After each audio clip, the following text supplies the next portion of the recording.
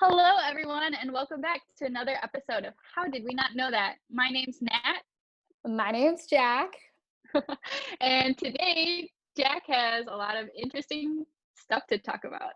Yes, I do. So, in honor of the SpaceX launch this weekend, we're filming on June 1st, and the launch was on Sunday, right? Was it yesterday? No, it was Saturday. It was May, what was it, 30th? May 30th? Yeah, May 30th. Yeah, May 30th, 2020. It is delayed because of rain. Apparently. Yeah, it was supposed to be on like a Thursday or something, or a Friday, or Wednesday. Oh, We had like no. a watch party, but then it got canceled. Anyways, SpaceX, if you haven't been reading up on the news regarding space, SpaceX partnered with NASA, just launched a rocket into space for the first time from American soil in like 10 years. So a lot of people are really excited because it symbolizes the start of a new space age and more space exploration, which is really exciting. So today we're going to talk about the first age of space exploration. Okay, so like the original like Space Wars. The OG. Well, Space War is like, cool, that's heavy. It's the space race. Space race, that's Space The War. Space War, yikes. Maybe one day. But okay, so the start of the first space race. Here we go. Let's reel it back. It's the end of World War II in 1945. So, actually, tell me what you know about the space race. Like, do you know, in a nutshell, who was against who?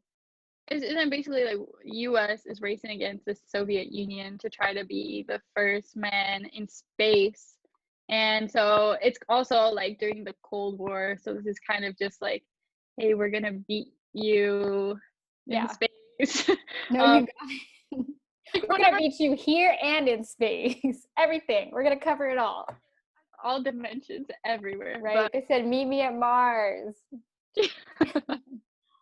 I will fight you on Mars. They said, fight me. Oh my gosh. But yeah. Oh, go ahead. Yeah. That's like a summary. No, you're basically right. You basically handled it. But yeah, it was the end of World War II. So there's the US and the Soviet Union, which, just to clarify, because I discovered this when I was doing my research, that the Soviet Union is dominated by Russia, but it's not actually just Russia. It's like there's like a lot of countries.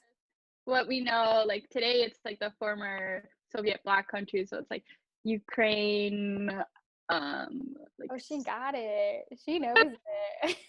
Oh, we don't even need to present. You already know. No, but the Soviet Union is huge, and then after it collapsed, then now we like Russia is the biggest country, and then we have all these like Eastern European countries that used to be part of the Soviet Union. Exactly. And the USSR stands for the United States of Soviet Russia. No, that's a good guess, though. It's the Union of Soviet Socialist Republics. I just wanted to throw that in there because I was talking to a friend, and I was like, what does USSR stand for? And she also did not know. So, fun fact. Interesting, because I've taken so many classes on the USSR and the Soviet Union, but never once have I thought to myself, what does the USSR stand for? Well, I'm here to educate you today. But yeah, we're still just gonna call it USSR. So anyways, so the US and the Soviet Union are against each other mainly because of the debate between democracy versus communism. Even though it's the Union of Soviet Socialist Republics, it's more of a communist regime compared to like capitalist and democratic ideas that we have in the United States. But during this time, because World War II, we were fighting against Nazi Germany. Even though we had a strained relationship with them, FDR, who was president at the time, acknowledged that the threat of Nazi Germany was greater than the threat of communism at that time. So they teamed up together and took down Nazi Germany. So end of the World War happens, and both sides end up taking rockets from Germany after the war, specifically this V2 rocket technology, which was like that was like one of the most powerful rockets, and that would be very scary if the Germans actually were able to use that, because that was like powerful enough to help like send nuclear missiles very far around the world easily. Yeah. So the Germans had really great rocket technology. So in addition to taking their like long range missiles, they also took some German scientists. Like each country took like one What?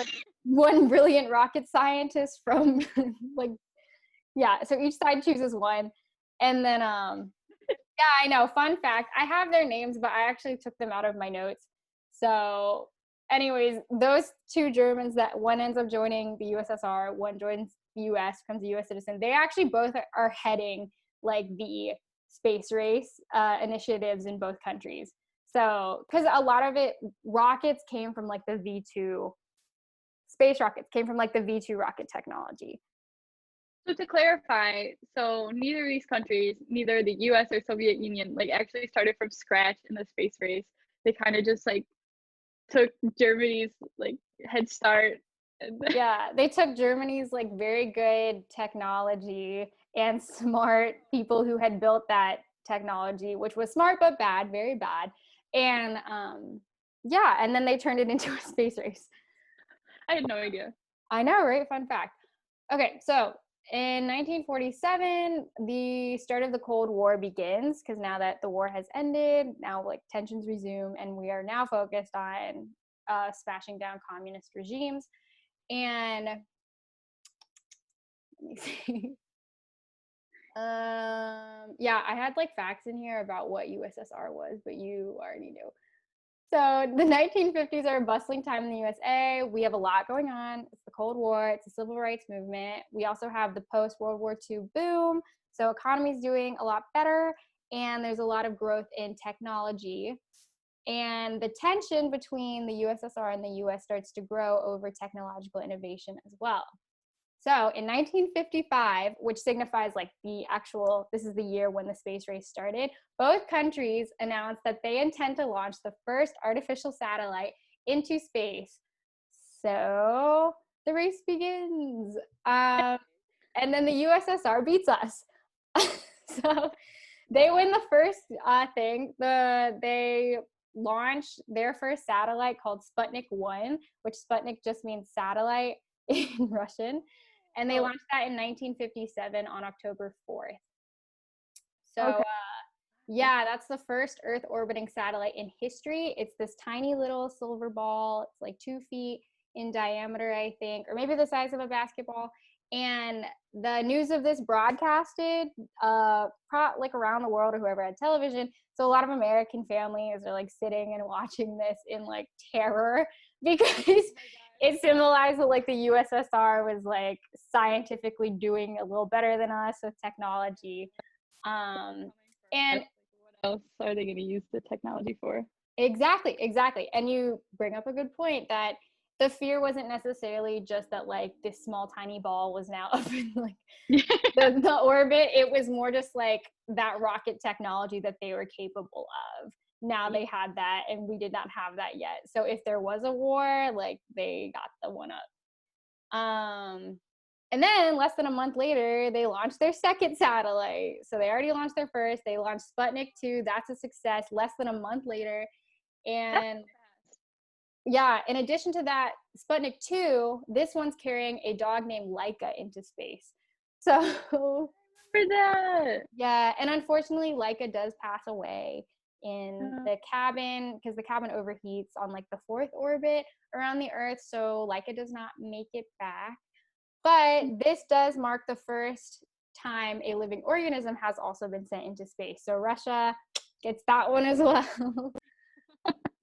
So at this point, we're like a little nervous. And now our president at the time, Dwight D. Eisenhower, is like, speed it up, like, let's go.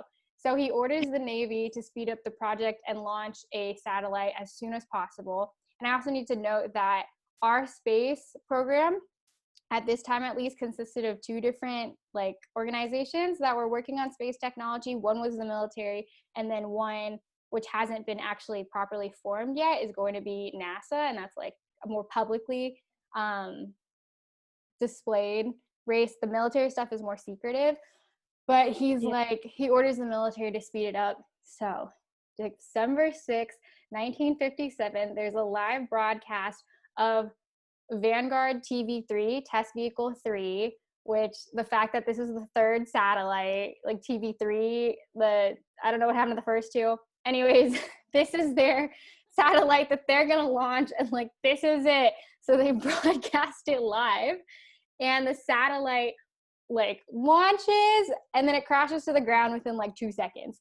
And you should watch the video. I have it linked in my notes if you want to take a look. It's the most like terrifying, sad, and simultaneously a little funny. It's funny now because we can laugh about it, but at the time that must have been terrifying. Because it's like the biggest explosion you've ever seen. Really? Yeah. And it was. We'll link it. Oh, sorry. Yeah, no, we can link it in the show notes as well. Check out our Twitter. We'll post it on our Twitter at How Did We Literally, how do you feel about 2020? It's like Vanguard TV3, basically. But that was like a huge embarrassment. And there are news articles in Russia that would just like poke fun of it, and they referred to it as Flotnik or Kaputnik. I love that. Oh my gosh, that's brutal. Right, a little bit of friendly banter. So then some time passes, and we finally do get the Explorer 1 project to become a success. So in 1958, on January 31st, we finally successfully launched the first US satellite into orbit, and that was Explorer 1. So we finally got one. And then we also formed NASA on October 1st, 1958. So several months after Explorer 1, the public Space Initiative program was actually formerly known as the National Advisory Committee on Aeronautics. So that was NACA, and they do like a rebrand, and it's now National Aeronautics and Space Administration, so modernly known as NASA. So that gets formed in 1958, and now a lot more money is getting poured into the space program because we are clearly behind. And then there's actually so many events, so I did a quicker summary. So I'm just going to quickly tell you about some of the things that happened from 1958 to 1961. So the US launches a communication satellite and a weather satellite. So they were like, okay, we got the satellite going, let's launch like more satellites. So like they're the first ones to do like a sound broadcast. They're the first, maybe not the first ones to do a weather satellite, but they launched that. And then the USSR actually is doing a lot more stuff with the moon. So they have their first spacecraft to orbit around the moon. That was Luna 3, and then also take photos of the dark side of the moon. So they're just like on it. They're like getting all of these like never before seen things. Way ahead of us. Yeah, it's like, because, okay, in history class, I was taught that we won it, and I was like, I don't know whose opinion that was, because I don't think we're doing too hot. You're like, how do you decide who wins? Because that's what I was thinking too. I'm like, wait, when are we gonna finally get the man on the moon? Because I have not heard about like all these times we lost. Yeah, like, we won one event, but like, dang, like, they literally beat us at everything. I'll get into it too at the end, just to like explain kind of. Actually, I'm just gonna say it now. So basically, spoiler alert, like the US is like, yo, like we're gonna make it to the moon first, and that will be like us winning. But there's not really like any proof that like the Soviet Union was trying to put a man on the moon. But then that was like determined as like whoever gets a man to the moon is first, but that was determined by who? Like it was determined by us. So who's even establishing like the race course? Like we don't even know. Right. There's like, it was not clear. Yeah. And I was like, I actually have a few friends who are Russian. So I pinged them and I was like, hey, listen, like, what did they teach you about the space race? Because I just want to know, like, do you guys think you won? Or is it agreed that we won? Because I think you guys won as well. Anyways. What did they say? Were they? So, one of them went to international school, so he was like, I don't know if I can comment on this, but when he's gonna ask some of his like local Russian friends, and then they'll let me know. And then my other friend has not responded yet, but when they do, I'll let you guys know. If we get the sound bite, if they respond like before we post this episode, I'll like come in and comment on what they said. I don't even, honestly, after I did the research, I was like, you know what? I don't need to know. Like, I think you guys are just going to tell me you think you won, and that's fine. Yeah. So, yeah, anyways, let's go back. So, they're doing the moon stuff. 1960, the USSR also sends 2 more dogs and a range of plants, and they're the first ones to send living organisms that arrive back onto Earth, like, safely. So, they go into space and they come back alive. And Did we also, sorry to interrupt. Did we also like send a chimp up there? That's the next one. So 1961, a year later, let me just read it. That's a year after them. The United States launches a chimpanzee named Ham. I don't know why they named him Ham. Yeah. And he's the first great ape in space to survive the landing. And like when I read that, I was like, okay, you guys are just like trying to one up them. Like they sent an animal in, you're like, this animal is more similar to us. So like that's like us one upping you. But it was also like a year late. So anyways, they did that in 1961. And then on April 12th of 1961, this is after the Great Ape, Soviet Union's, or Ham, sorry, this is after Ham goes to space, the chimpanzee. Then the Soviet Union sends Yuri Gagarin into space, and he makes a single orbit around the Earth before landing back in West Russia on Vostok 1. So Yuri is the first human in space, and he's also the first human to orbit the Earth by 1961. So at this point, the USSR is clearly winning. I thought we were the first people in space. We were not. First people to the moon. Wow, that. Yeah, no, we literally lost everything, but like. Except for like one. Right. Oh, okay. And to be honest, like, okay, I looked at some Smithsonian stuff, and they claim that they found documents that prove that the Soviet Union was competing to make it to the moon. And so they're like, that's why we've won.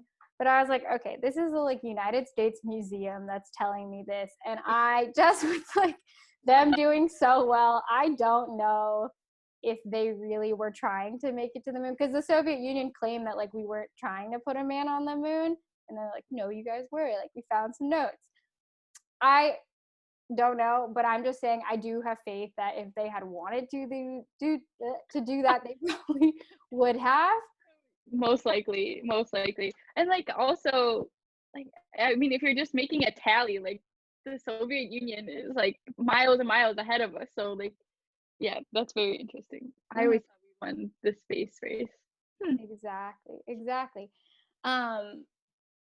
Yeah, also too, just like the only reason I think that maybe they would not have put a man on the moon, that I think like maybe that would have been like USSR was like, we can't do it, is because that does take a lot of fuel, because you have to overcome like the gravitational pull of the moon, and you have to have enough fuel to come back, and like accomplishing that takes a lot of energy on like your rockets as well. So I was like, since Soviet Union was considered a second world country, they did not have as much economic like growth and production as we did. So America during this time was way wealthier than like almost every country in the world.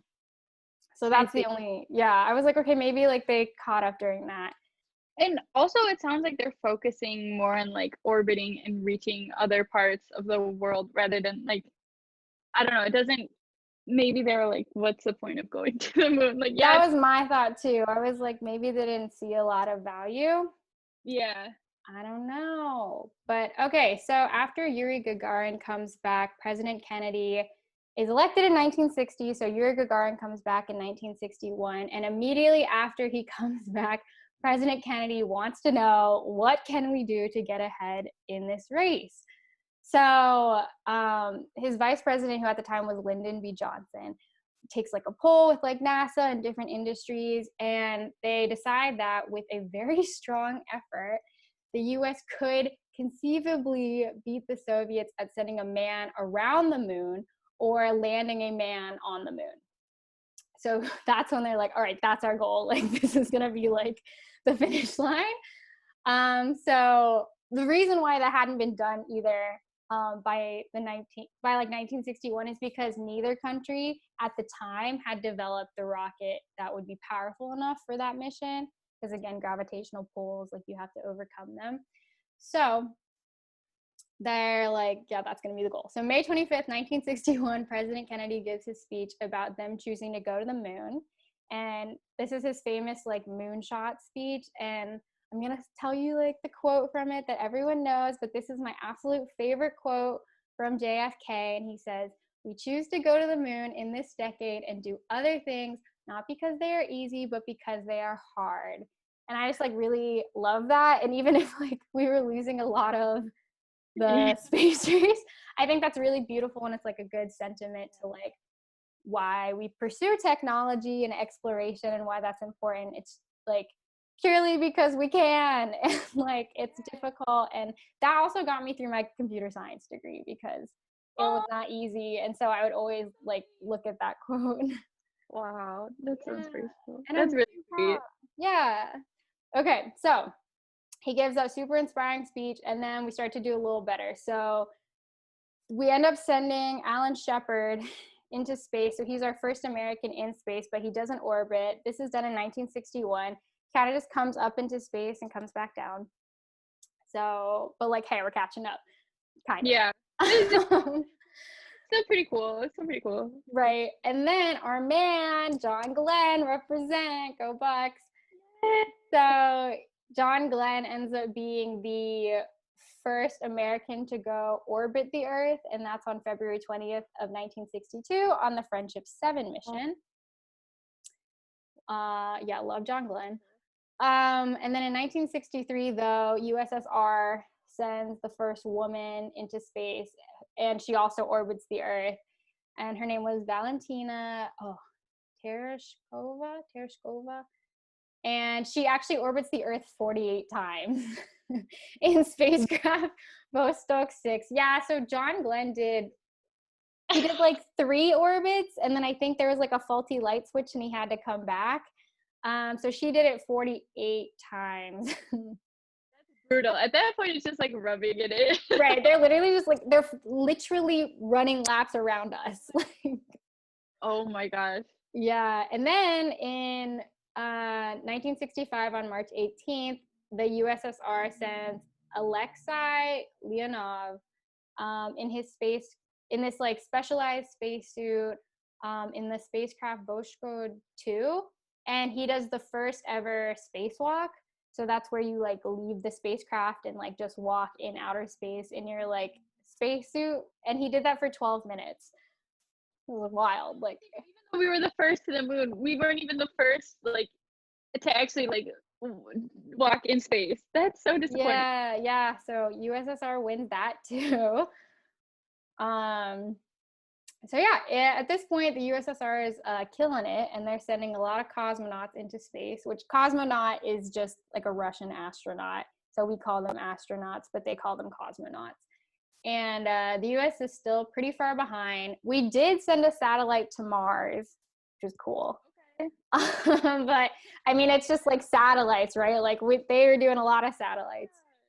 It's not as impressive, man. Right. And I want to talk about at this time, like I'm sure this is very stressful for a lot of Americans, because it's not just a space race to them. It symbolizes the fight between democracy and communism, and the Cold War is during this time, and later on like Cuban Missile Crisis happens and everything. So the tension is really just over like proving and pushing themselves that they're smarter than the other side, and like butts kicked. My gosh, this must be so embarrassing. It's super embarrassing and super nerve-wracking, because you're here saying like America's great and like we're like we got democracy and capitalism, all this is really good, but then this other country is like, with everything that we're fighting against, is actually doing really well.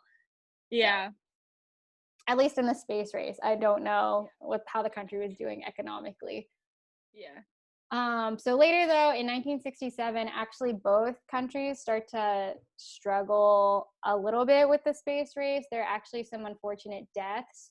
We lost like 3 astronauts because they were on, I think it was Apollo 7, and a fire broke out like in the aircraft or in the spacecraft, and the doors had been sealed, so they actually died from a fire inside the spacecraft. Gosh. That was really unfortunate. Yeah, but then the Soviet Union also lost an astronaut because his parachute malfunctioned upon landing. Oh my gosh, that's horrifying. To make it, Yeah, oh, that's awful. You make it all the way back. and that's Oh, like, yeah, the parachute was the issue. So that was a bad year for both of them. gee. But then in 1968, the U.S. aircraft Apollo 8 is the first human crewed spacecraft to reach the moon and orbit it and then return to Earth.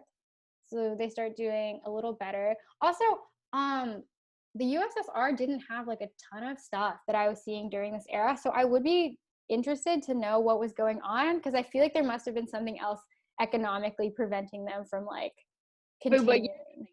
This is 1968. Okay. So like 1967, they're starting to have some space troubles. 1968, we don't hear like anything really from the USSR. And then like the US actually starts to do a little more with like orbiting the moon and like sending people into space. And then we finally get to 1969, where we have Neil Armstrong and Michael Collins and Buzz Aldrin. Oh, dude, Yeah, so those 3 are on the Apollo 11. And I feel really bad because I did not realize Michael Collins was a part of the crew. Everyone just remembers. Hey, I was like, wait, who? That's Yeah, I know. Well, it's because Michael Collins actually didn't walk on the moon. So Neil Armstrong and Buzz oh, become the first men to walk on the moon, but their crewmate Michael Collins is the one that's orbiting the moon aboard the Apollo 11. So he's like driving it. He's just like the designated driver, I guess. wait, there's a movie. Okay, I'm gonna sound really dumb, but I swear there's a movie about this, and it's probably like really popular. But I swear I watched it when I was little, and then they're like showing him, and he's like all sad, and like he tries Really? like He's sad about it? I think Oh, so. I I'd don't be a little upset actually. Like I would want to be walking on the moon too. know. You're like you're just the driver, and you're like, oh, did you guys have fun? You're like, yeah. Yeah. Oh, like how was it? Like what was it like? Like they don't even know. Oh my gosh. That is super sad. So big shout out to Michael Collins. Thank you for your service to America and everything you did. We really appreciate you. Yeah. Um, but yeah, they televised the moon landing, and that was witnessed around the world by 723 million people, and it was claimed to secure a victory for America in the space race, but also people, at least Americans, we like to say that that was the end of the space race. And I'll say Neil Armstrong's famous quote: when he took his first step, he said, "That's one small step for man, one giant leap for mankind." Ooh. It was fantastic. You know he rehearsed that. He was like writing that down. Like on the Uh, like, oh, I gotta come up with something good. what am I gonna say? It was like I feel like Neil and Buzz probably like wrote down what they wanted to say and then took a vote on like who had the better quote. I love that. Them like drafting together like Right. to this. Oh, I love that. Yeah. Okay, so after that, that's like a huge deal, awesome time. Then we do some more moon stuff with like throughout the years. After that, the USSR actually launches the first space station, which becomes like core segments for the International Space Station when that gets built in the 2000s. So I was like, maybe the USSR is more focused on spacecrafts and just like getting like things up into space that you could like continually go back and forth to. While the US seemed to be more focused on the moon. But anyways, by 1975, that's the end of the space race. So like 1969 is the moon landing. A little bit stuff goes on, but then 1975 is the official end. And that was really a result because the relations between the countries started to improve and were negotiated by the Soviet Leonid Brezhnev. I hope I said that right, probably not. And US President Nixon. So they start to move forward into cooperation over competition with space exploration. I think is beautiful. It's a beautiful thing that happened. Nice way to Yeah, it's like a happy ending. So the mission started to die down, and I guess the final mission is in 1975. U.S.-Soviet relations improved, and they created a joint program between the two powers called Apollo-Soyuz mission. I hope I said that. Apollo-Soyuz mission, and that basically was they would send 3 U.S. astronauts aboard an Apollo spacecraft and dock it in orbit with the Soviet Soyuz vehicle. So they had like a spacecraft already in space. So we're going to send 3 Americans to that spacecraft. And when they got to the spacecraft, they shook hands. And that was like the first handshake between nations in space, and exchanged gifts and like celebrated. So that was really, really cool to read about. That's the message. If you want to advance technology, we got to work together. We should, right? Right? It's all about like, let's just explore together. Let's be collaborative. But yeah, that symbolizes the final end to the space race. Okay. And like you're saying, lots of benefits happen from the space race. I think that the greatest benefit was like the funding in research and education, and the general improved interest in like science and technology and engineering and math. Like, imagine seeing, like, you know how much we glamorize like celebrities and everyone's like, oh, I really want to be a singer. But at the time, like, astronauts were the coolest thing. And so everyone wanted to go into like STEM and be a part of that. And everyone wanted to be like astronauts and stuff. So that was really cool. And I'm excited that we are starting a new space age because it's going to inspire a lot of new scientists and engineers, and that's really good for us. Yeah, no, that's super exciting. This weekend was really exciting. I didn't realize it had been so long since we had sent like an American up into space. Like, oh, I guess I hadn't been really thinking about that. Definitely. And it's not something that we would invest in either, because it is really, like, space exploration ain't cheap. And we were literally doing it because we were terrified of like a nuclear war. So yeah, it's good that it pushed us forward, but yeah. I do want to add one thing. I might sound stupid saying this. I want to publicly state, like, I am not a fake landing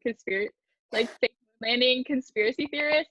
However, like, while you were talking about like how far behind we were and like we were just really lagging, and I'm like, like I could kind of see why the government would want to stage it. Not saying they did, but no. That's all I'm gonna say. I promise I believe the moon landing was real, but I just didn't realize how far behind we were. And there must have been so much pressure on all of these like American, like, oh my gosh, what's the word? Just scientists. Yeah.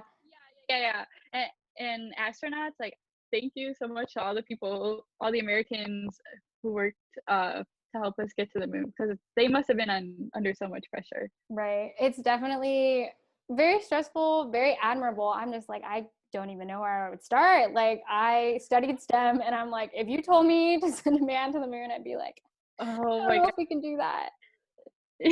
So huge gains. We also from it had a lot of innovations in technology because of like our quest for space. So like freeze-dried foods, memory foam mattresses, cancer treatments, satellites that we use for GPSs, and like our phones. That's all because of the space race. Like, wow, satellites are really useful. That's really interesting. I also have a question for you. I don't know if you know this, but so I guess like our next big goal is to colonize Mars. To get to Mars, right? Is that like, so it's pretty much headed by SpaceX, right? Or it's like NASA in partnership with SpaceX. Okay. And so is it an international effort? or is it mostly American? I don't know. Let me check it out actually. Because I'd be really interested in it. Because I feel like that's kind of the new era, or at least one of the aspects of the new era we're entering. Yeah, I would feel like it'd be more collaborative, but honestly, the most I hear from, which is, I mean, we are Americans, so like most of our news is like skewed with American news. But I like hear the most of it from like Elon Musk, so I don't know. So congratulations, Elon Musk, on your new son. He Yeah. just had, didn't they just have a baby? Like, it's a big month for him. Yeah, it was celebratory time. But yeah, that's the space race. Also, I wanted to say, yeah, I don't think they staged the moon landing. Like, I watched a conspiracy on it and I was like, no, I don't think so. But you're right, they were really far behind. And I also just kind of feel like the US was like, like when you're in elementary school and there's like that kid on the playground, he's like, do you want to race with me? And you're like, sure, we can race. And they're like, okay, like first one to the tree wins. And then they'll be like, you'll like start running and they'll be like, no, I didn't say go yet. And then they'll be like, wait, I said you have to cross the finish line, like hopping on one foot. So it doesn't count. So I win. Like, I just feel like the US is like that kid on the playground. That's so true. Or it's like you're playing like rock, paper, scissors. It's like, oh no, best 2 out of 3. Oh no. You just keep adding it. They're like, oh wait, it's not over yet. Like we were really, yeah, we were struggling, but we did I it. We, still love being American, but y'all, we were not, I don't think we won that. yeah, I think yeah, it's important to know like about the space race as a whole, and maybe we should still be. I'm still really proud of all the achievements we made, but yeah, Oh, I think definitely. it's so important to recognize it. Yeah, Right. And it made us better, right? Like we really focused more on technology because of it. So I think overall it's like a good thing to have two countries pushing each other like that. yeah, because without that, we would probably be a lot farther behind than we are today. We would not have been as motivated to spend all that money and time. Mm-hmm. Exactly. Yay! Well, thank you so much, Jack, for sharing that. That was really fun. Of course.